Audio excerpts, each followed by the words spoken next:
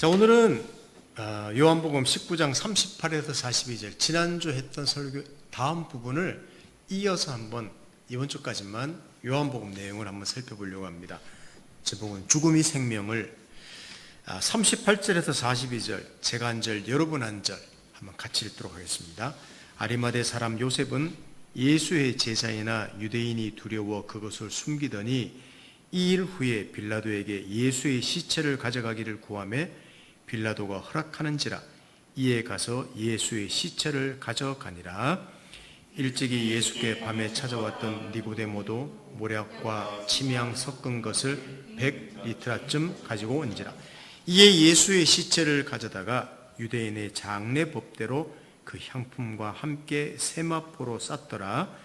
예수께서 십자가에 못 박힌 곳에 동산이 있고 동산 안에 아직 사람을 장사한 일이 없는 새 무덤이 있는지라. 같이 읽습니다.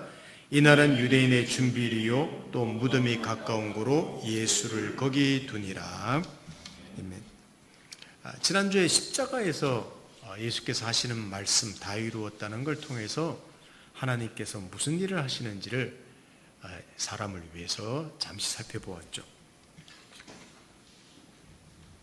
근데 오늘은 그 바로 이어서 보면요, 예수님 공생의 기간에는 침묵했던 두 사람 이야기를 잠깐 하려고 합니다. 요셉과 니고데모라는 사람인데 예수님이 죽임을 당하자 갑자기 전면에 나타나는 내용이 바로 나옵니다. 이렇게 비겁해 보이는 자들을 왜 성경에 기록하고 있을까? 오늘 그 내용을 통해서 성경이 나타내는 메시지를 잠깐 살펴보려고 합니다. 그래서 요셉과 니고데모 살펴보고 그 다음 내용을 정리를 한번 하려고 합니다. 먼저 요셉이라는 사람을 봅니다. 아리마대 사람 요셉이라고 하는데요, 빌라도를 찾아가서 예수의 시체를 달라고 합니다. 그리고 장례를 치르죠. 자기 무덤, 자기가 소유하고 있는 무덤에다가 예수의 장례를 치러줍니다. 근데 여기 오늘 본문 읽은 내용을 보면요, 예수의 제자이지만 유대인이 두려워서 자신을 숨긴 제자라고 말합니다. 자신을 숨긴 제자, 숨은 제자라고 하죠.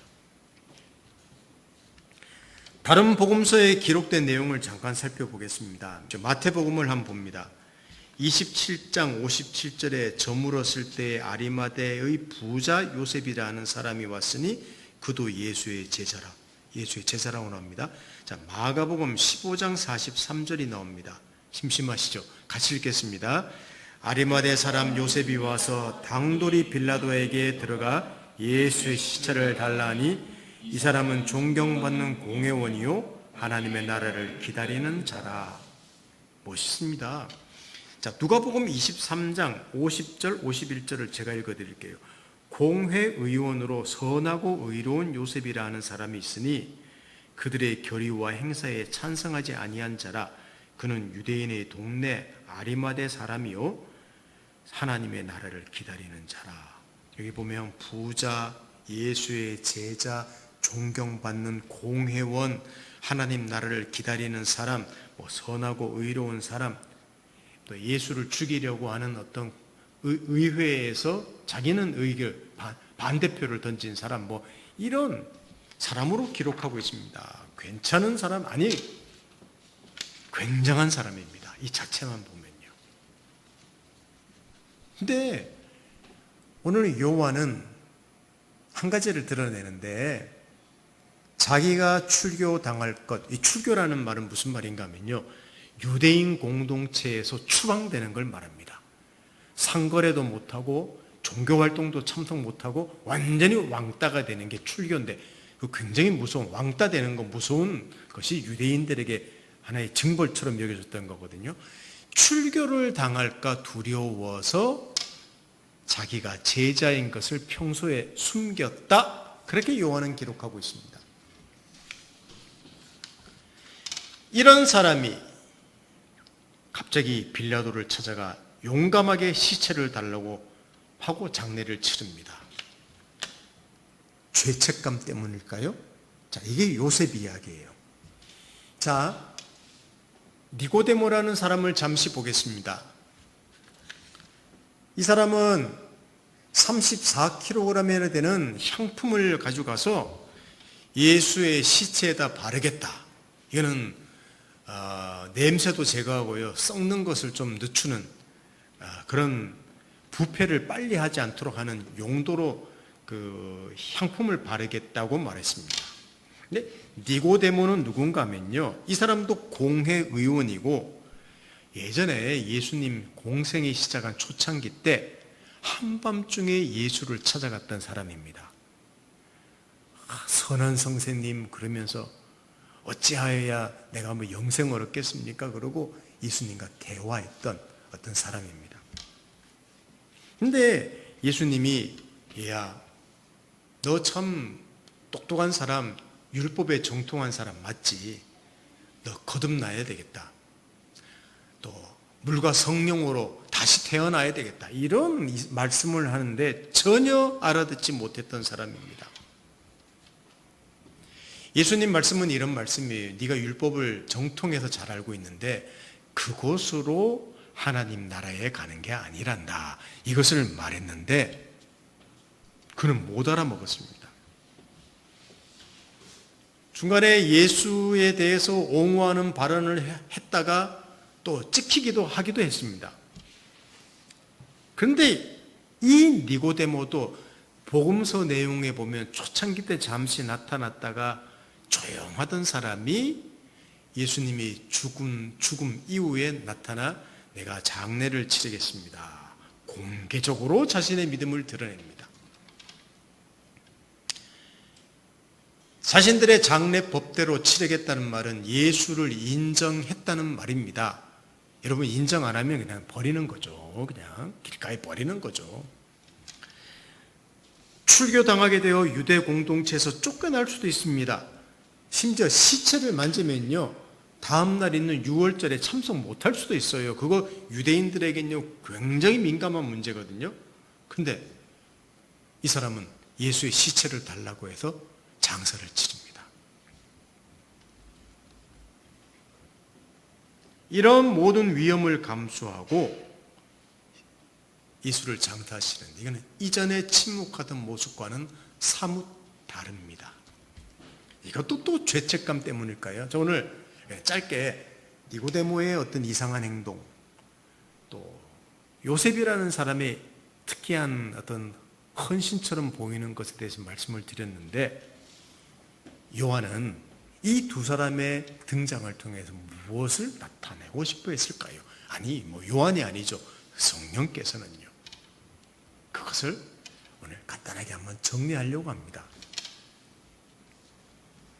그래서 제가 세 번째로 드리는 말씀은 이렇게 한번 표현을 해봤는데, 지독하게 드러내는 복음이라고 한번 제가 만들어 봤습니다.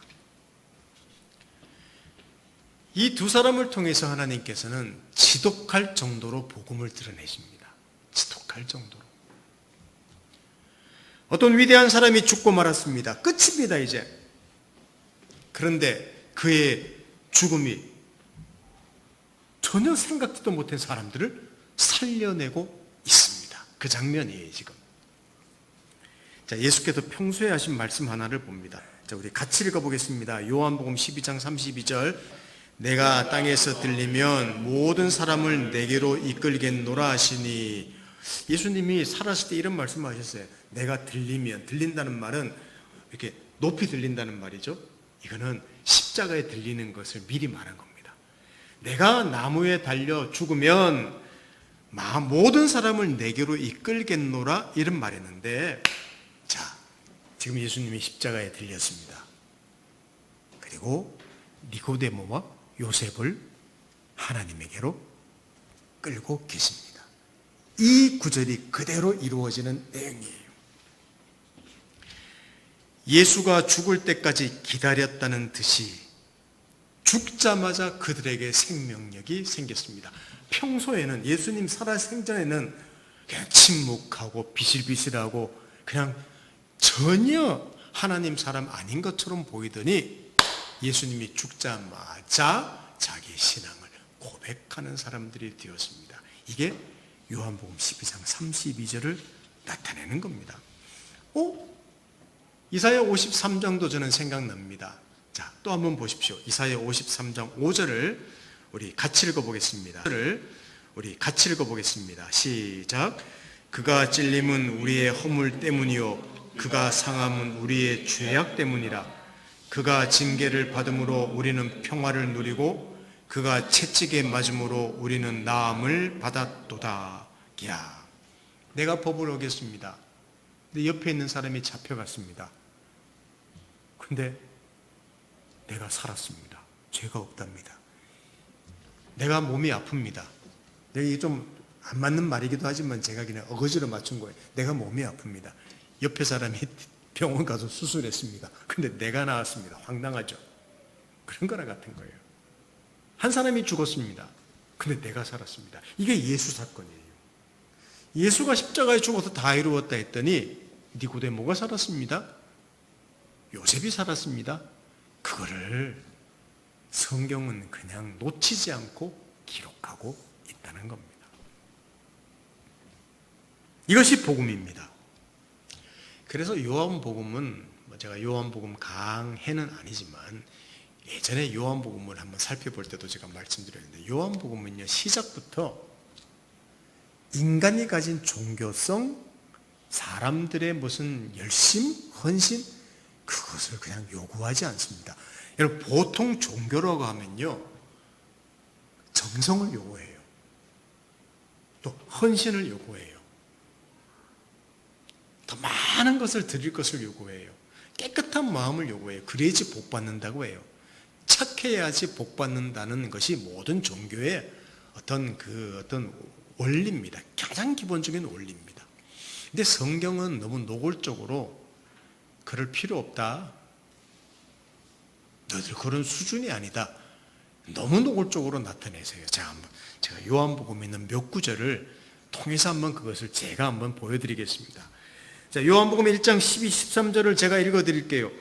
영접하는 자, 곧 그 이름을 믿는 자들에게는 하나님의 자녀가 되는 권세를 주셨으니 이는 혈통으로나 육정으로나 사람의 뜻으로 나지 아니하고 오직 하나님께로부터 난 자들이니라. 이게 무슨 말인가 하면요. 구원은 하나님 아들에게서 옵니다.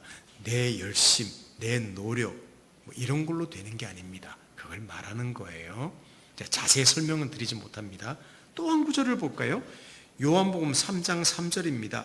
예수께서 대답하여 이르시되 진실로 진실로 내게 이르노니 사람이 거듭나지 아니하면 하나님 나라를 볼 수 없다. 여기 거듭난다는 말은 우리 보통 이런 말씀입니다. 우리 회사가 거듭나겠습니다. 그리고 또 딴짓하죠. 그 거듭난다는 무슨 결심을 하겠다는 말처럼 보여. 새롭게 시작한다는 말인데 성경이 말하는 거듭난다는 말은요 그런 의미가 아닙니다. 그냥 아예 기존에 있는 것들이 싹 없다. 나는 다시 태어난다. 출생을 말하고 싶은 겁니다. 또 하나는 위에서부터 태어난다는 말입니다. 자, 이게 무슨 말인가? 조금이라도 사람에게 원인을 두지 않습니다. 자, 우리 이준이 그저께가 100일이었어요. 어제 100일 잔치됐는데 이준이 태어날 때 저렇게 귀요미가 이든이도 마찬가지도 3년 전에도 이준이가 태어날 때 어떻게 태어날지 우리가 알고 태어납니까? 쟤들이 뭐 결심했습니까? 나는 저런 아빠를 택하고 엄마를 택하고 할아버지 할머니를 택해서 아니에요. 그냥 태어나진 거예요. 아이한테는요. 그게 출생입니다. 내가 앞으로 열심히 살겠습니다. 거듭나는 거 아니에요. 성경이 말하는 거듭난 거는 조금이라도 그 태어나는 아기에게 원인이 없다는 이야기를 말하고 싶은 겁니다.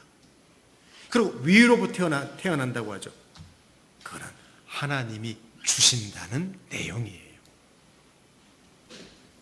이게 요한복음 3장 3절입니다.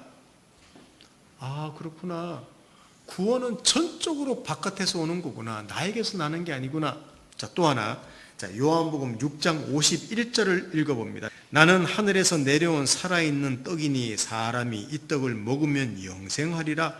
내가 줄 떡은 곧 세상의 생명을 위한 내 살이니라.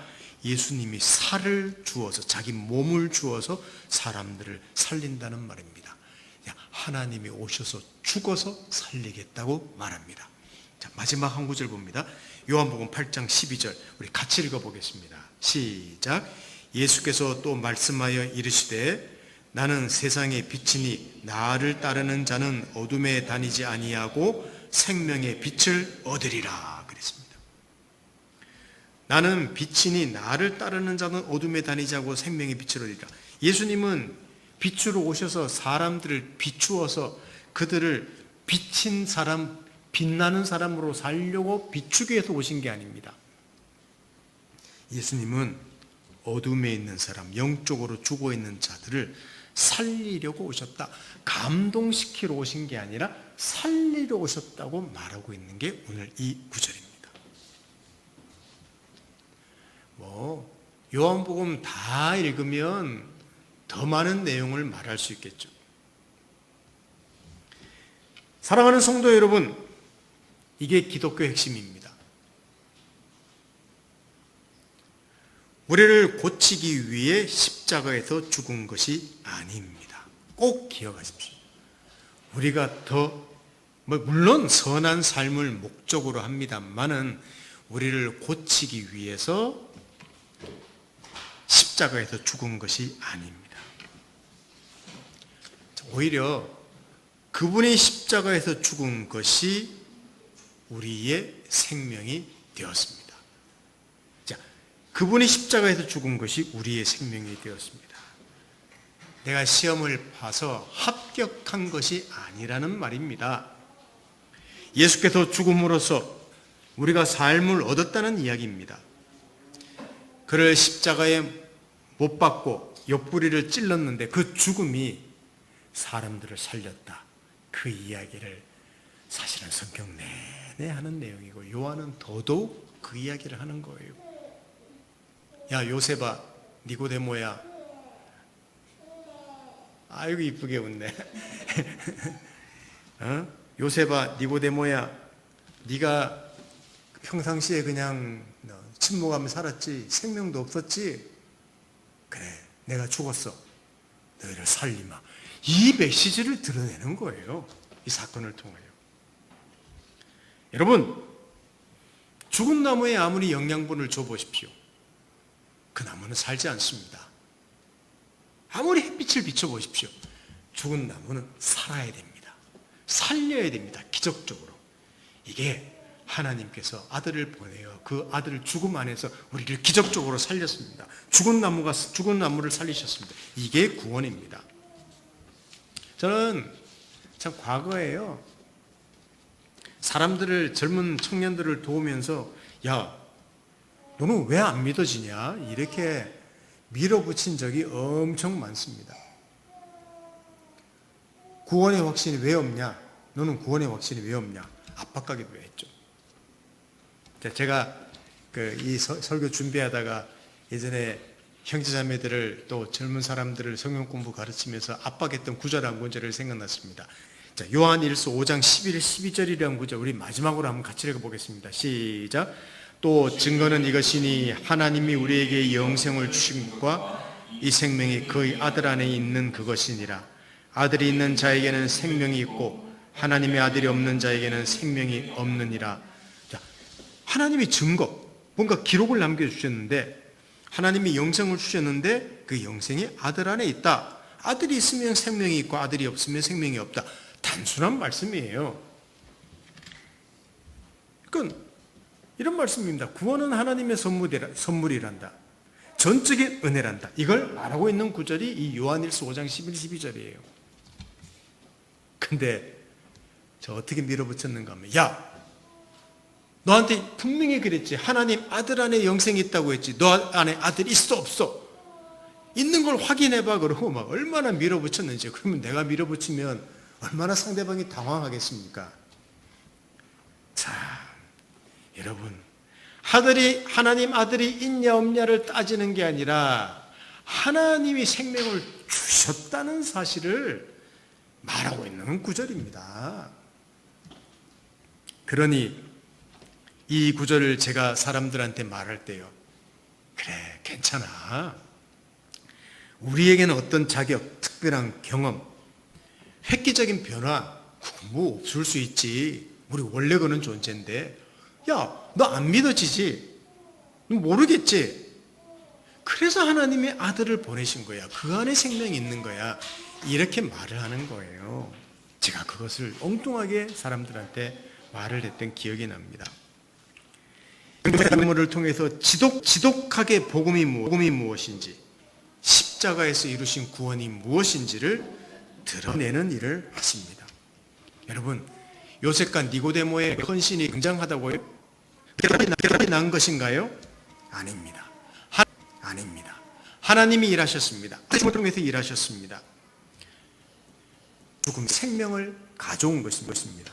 성경은 바로 이 사실을, 이 복음을 드러내고 있습니다. 여러분, 우리 그리스도인이 누구입니까? 그리스도인이 누구입니까? 자, 그리스도인이라는 말을 정의 내릴 때 하나님을 믿는 사람, 열심히 믿는 사람, 헌신된 사람, 항복된 사람, 저는 그런 표현을 잘 쓰는데 하나님께 붙잡힌 사람이라고 말하고 싶습니다. 그래서 하나님 아들이 죽었습니다. 하나님 아들 안에서 살리셨습니다. 바로 우리입니다. 우리를 붙잡으시고 그 인생 안에서 멋진 인생으로 만들어가고 계십니다. 저는 저와 여러분 모두 다가 성경도 잘 알고 탁월한 인격이 되고 인간관계도 멋지고 매력적인 그리스도인이 하루라도 빨리 되면 좋겠습니다. 전 제 바람, 정말 바람이에요. 목사로서. 한편으로는 얼마나 지독하게 참 변화되지 않는 세상의 것들은 얼마나 빨리 배우고 관심이 많고 많이 누리고, 이야, 굉장히 초급행입니다. 그런데 하나님을 알아가고 하나님의 사람이 되고 인격이 변화되고 내가 그 하나님 나라의 풍성함을 누리고 통치를 받는 영역에 있어서는요, 왜 그렇게 느립니까? 왜 그렇게 느립니까? 지독하게 변화되지 않습니다. 성경에서 모든 사람이 죄인이라고 말하는데 그 말이 무슨 뜻인지 저는 우리 자신에게서 선명하게 발견하고 이해하며, 그래서 내가 하나님이 나를 붙잡으신 것이 그래서 은혜고 전적인 하나님의 일하심이고, 그런 복음 앞에서, 그 복음 앞에서 내가 항복하기를 바란다. 저는 그걸 하나님이 참 바라신다는 생각도 동시에 듭니다. 정말 빨리 변화되면 좋겠죠. 근데 참 지독하게 변화되지 않는 걸 통해서 참 사람이 이런 독종이구나. 참 변화되지 않는 존재구나. 그래서 하나님 은혜가 필요한 존재구나. 저는 그것을 깨닫는다는 사실입니다. 우리 교회, 우리 공동체는 작습니다. 믿음의 수준, 분량도 약합니다. 그래서 저는 목사로서 참 그 책임과 부담감을 많이 느끼고 있는 사람입니다. 그게 사실이에요. 그러나 이런 수준과 모습에서 인간의 수준이 무엇이며 하나님의 은혜란 무엇인지, 그래서 은혜로 얻는 구원이란 무엇인지를 깊이 이해해 나가면 좋겠다는 바람도 생겼습니다. 우리 교회를 향한 그런 제 마음이죠. 나는 왜 이렇게 사람을 잘 못 가르칠까? 왜 우리는 이렇게 변화가 느릴까? 우리는 왜 여전히 이런 모습일까? 그런 마음이 큰데도 다른 한편으로는 어떤 마음이 생기는가 하면, 그래서 하나님의 은혜가 필요하구나. 철저하게 은혜가 필요한 사람이구나. 그래서 하나님 아들이 돌아가셨구나. 하나님의 아들을 보내셨구나. 그의 죽음으로 우리를 살리셨구나. 그 방법밖에 없구나. 복음밖에 없구나. 내가 이 땅에서 하나님 자녀로 하나님 백성으로 풍성한 삶을 살고 하나님의 통치를 누리는 것은 다 나에게서 나온 게 아니라 하나님 은혜구나 하는 것을 우리가 깊이 경험하도록 만드는 그 과정이라고 저는 생각합니다. 그렇다고 물론 제가 목사님 참 죄가 많고 우리 수준이 안 되니까 하나님 은혜가 더 크게 되는군요. 앞으로 죄를 더 지읍시다. 더 늦게 성장합시다. 그러려고 말씀드리는 건 아닙니다. 이게 우리 수준인 건 어떻게 하겠습니까? 저는 한 가지 바라는 게 있습니다. 빨리 성숙하기를, 빨리 자라기를 바라는 만큼 하나님의 은혜를 더 깊이 이해하는 은혜로 사는 사람인 것을 경험하고 누리며 살면 좋겠다. 이게 또 제 바람이기도 합니다. 우리 교회가 규모가 작기 때문에 그럴 수도 있지만 교회가 특별하게 어떤 행사나 일을 많이 하지 않습니다. 그 이유 중에 하나는요. 먼저 풍성하게 충분히 누리기를 바라기 때문입니다. 사람들이 언제 착각하는 줄 아십니까? 유대인들이 착각하는 이유가 그래서 그래요. 나는 할례를 행했다. 나는 율법을 가졌다. 나는 성경을 외운다. 그게 그들이 착각하고 예수를 받아들이지 않는 은혜가 필요 없다고 말하는 거예요. 교회 다니면서 내가 열심히 헌신하고요. 노력하고요. 직분을 얻고요. 여러분 그것은 자기를 착각하게 만들 수도 있다는 사실을 알 때 조금 매우 느리더라도 복음을 복음으로 직면해서 내가 구원받았다는 것이, 내가 하나님의 통치 안에 있다는 것이, 내가 하나님의 사람이 되었다는 것이 도대체 무엇인지를 깊이 이해할 수 있으면 좋겠습니다. 그게 제가 한 목사로서 또 복음을 아는 사람으로 우리 성도들을 또 우리 여기 예배에 참석한 분들을 향해서 가지는 간절한 바람입니다. 그래서 앞으로도 좀 설교의 방향을 바꾸려고 했던 이유도 좀 기독교가 무엇인지에 대한 아주 기초부터 다시 좀 살펴보면서 내 인생이 무엇인지, 나는 어디에 기초하고 있는지, 나를 향한 하나님의 계획과 뜻은 무엇인지 이런 부분들을 살피며 더 많이 은혜를 누리면 좋겠습니다. 성경을 차근차근 강의하는 것도 중요하지만 좀 우리의 필요가 있어서 그렇게 설교도 좀 방향을 바꾸려고 합니다. 내가 그리스도인이라는 확인과 풍성함과 능력을 앞으로 말씀을 배워가며 또 내 약함을 더 절감해가며 또 하나님께서 예수 안에서 행하신 일들을 더 배워가며 우리는 어떤 사람? 어떤 멋있는 사람? 어떤 매력적인 사람? 저는 그렇게 생각합니다. 가장 매력적인 사람은 하나님 은혜 안에 깊이 누리는 사람, 그 사람이 가장 매력적인 사람이라고 생각합니다. 그럴 때 그런 사람이 깊이 성숙할 수 있습니다. 오늘 이 짧은 내용이지만 이 죽음과 함께 요셉과 니고데모를 부르시는 이 장면을 통하여 또 우리를 향한 하나님의 계획을 발견하는 그런 귀한 저와 여러분 되기를 예수님 이름으로 축원합니다. 함께 기도하겠습니다. 하나님 아버지 감사합니다. 이 웬 은혜입니까? 참 치사해 보이고 이중적으로 보이는 사람처럼 보이는 두 사람이 예수의 죽음과 함께 생명력을 가지게 되었습니다. 이 무슨 기적입니까? 그것이 예수 안에서 하나님께서 이루신 복음입니다. 이 복음을 오늘 요한복음에서도 지독하게 드러내고 계십니다. 하나님 아버지 찬양합니다. 이 놀라운 은혜가 우리 인생에 있고 또 저희 교회에 예배 참석한 우리 모두 다가 예수 안에는 하나님 은혜 안에서 깊이 누려가는 우리 인생이 얼마나 귀한 인생인지, 얼마나 멋진 인생인지, 얼마나 매력적인 삶인지를 배워가는 그런 인생 되도록 도와주십시오. 예수님의 이름으로 기도드립니다. 아멘.